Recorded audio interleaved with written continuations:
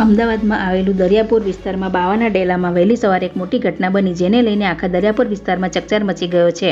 હવે વાત એવી છે કે આજે સવારે 5:30 વાગે દરિયાપુર વિસ્તારમાં 4 માથાભારે શખ્સોએ તીક્ષ્ણ હથિયારોથી એક રાવળ પરિવારના ઘરમાં ઘૂસીને હુમલો કર્યો, જેમાં ઘરના વ્યક્તિઓને ગંભીર ઈજા પહોંચાડી હતી. જેમાં ઘરના મેઇન માણસ પ્રફુલભાઈ રાવળ અને પ્રાચીબેન યશભાઈ રાવળને ગંભીર ઈજા પહોંચાડી હતી, જેમાં પ્રફુલભાઈ રાવળને હોસ્પિટલમાં ખસેડવામાં આવ્યા હતા.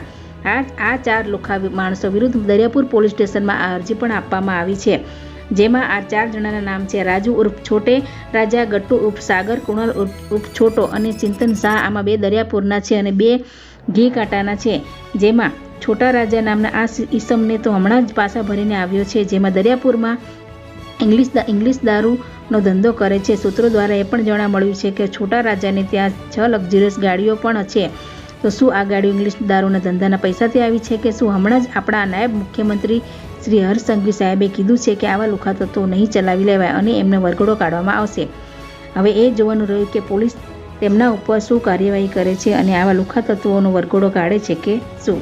આપણે અત્યારે દરિયાપુર વિસ્તારમાં આવ્યા છીએ કે જ્યાં આગળ એક અજબ ગરીબ ઘટના બની છે. સવારે 5:30 વાગ્યાની આસપાસ 4 ઈસમો દ્વારા એક ઘરમાં ઘૂસીને એક અબળા નારી ઉપર અને ઘણી મારકૂટ કરવામાં આવી છે. હવે આપણે અહીંયાથી પૂછીશું કે એમની પર શું સમગ્ર ઘટના બની છે. શું બેન, તમારું નામ શું છે? પ્રાચી રાવળ.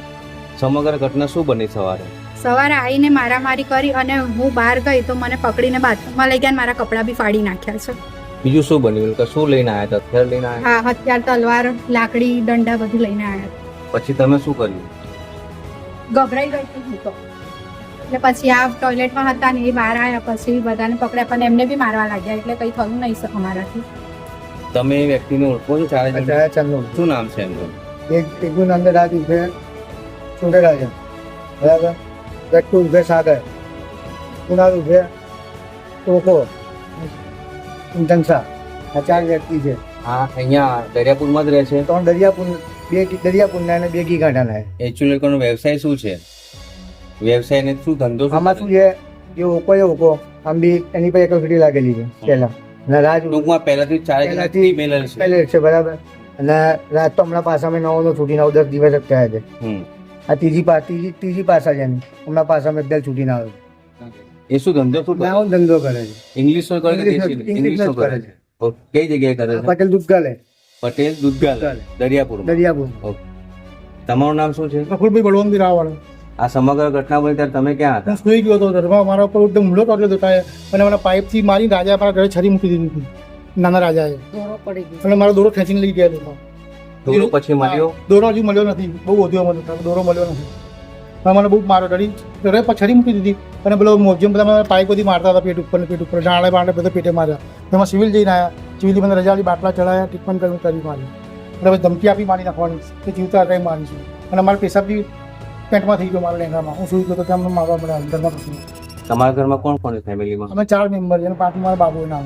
બાબો છે. બાબુ શું કરે છે? બાબો છે ને ત્યારે ક્યાં ગયો? બાબો ગભરાઈને જતો રહ્યો. ચાલનો ગભરાઈને જતો રહ્યો. 3 વાગ્યાની પાછળ નથી એની બીકના માર્યા. મારી નાખવાની ધમકી. તમને મારીને ધમકી આપી મારા બાબા. છે બાબા? જીત પ્રફુલભાઈ રાવળ. ધમકી કોણે આપી? આ 4 જણાએ. 4 જણાએ ધમકી આપી. તો મારા બાબુ ચાલનો જતો રહ્યો. તમારા બધા પાછળ નથી આવ્યા. તમારું નામ? બાબો નથી આવ્યો. બેન, મારો બાબા ને કોઈ મારે તો બીજું કઈ નહીં. લાપતા કરી પહેલા શું કર્યું? લોકો 4 માર્યા. મારો બાબો જોઈએ મારે. શું કર્યું હતું તારે? મને છાતી દબાઈ દીધી મારી બે પેલા મોજિયાએ. અને રાજ્યો હુમલો મારવા આવ્યો મને. એ રાજ્યો બોલો ચિંતન અને ગોપો, એ 3 અને ગોપો, એ 4 મને મારવા આવ્યા. અને ના બોલવાની ગાળો બોલ્યા છે મને.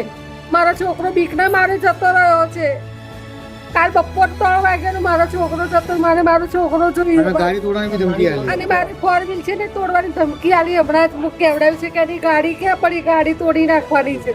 અમારી ગાડી નુકસાન થશે, કોણ ભોગવશે? પોલીસ વાળો પૈસા છે અને વરઘોડો જ કાઢવો જોઈએ. અમારા બધાની માંગ છે. છોકરો જેવો ગયો છે ને એવો ઘર છોડે અમારે પાછો જોઈએ છે. પોલીસ સ્ટેશનમાં ફરિયાદ કરી? ફરિયાદ કરી. અરજી કરી? ક્યારે અરજી કરી? સવાર વહેલી આવો દરિયાપુરમાં વકરો નીકળવો જોઈએ તો તમને તત્વોને ખબર પડે આ દરિયાપુરમાં પહેલો વકરો ટાળે સાહેબ તમારી બહુ બહુ મહેરબાની આવો વકરો ટાળો તમે સારી રીતે તો તમને તત્વો સુધરી જાય આ છે ને વરઘોડો કાઢેલો જોઈએ એ લોકો લાપત્તા કરે એ લોકો જાણે નહીં.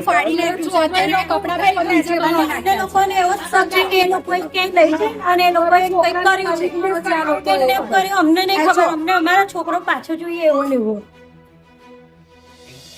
તમે જોઈ શકો છો કે આ હાથાપાયમાં એમનો ડ્રેસ ફાટી ગયો છે અને એમને શારીરિક અડપલા બી એમના કરવામાં આવ્યા છે.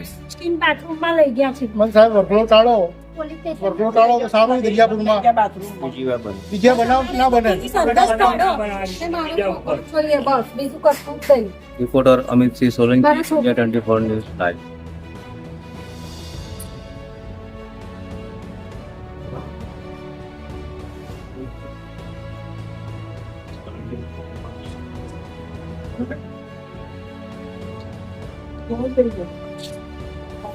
હા તમે જોઈ શકો છો કે અહીંથી એ લોકો 4 ઈસમો આવ્યા હતા, અહીંથી અંદર ગયા અને અહીંયાથી એ લોકો જોઈ શકો છો કે અહીં વાળી આ છે એમનું ઘર કે જ્યાં એ લોકોએ હુમલો કર્યો હતો અને એટલે બધા ખોરાક લોડાય લોડાય છે એમનું ઘર જોઈ શકો છો તમે.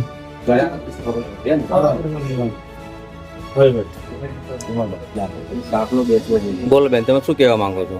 મારી સાથે એવું વર્તન કર્યું છે કે હું કહી નથી શકતી અત્યારે મને બી મારી ઉપર એટલો આમ ગુસ્સો આવે છે કે મારી સાથે આવું કર્યું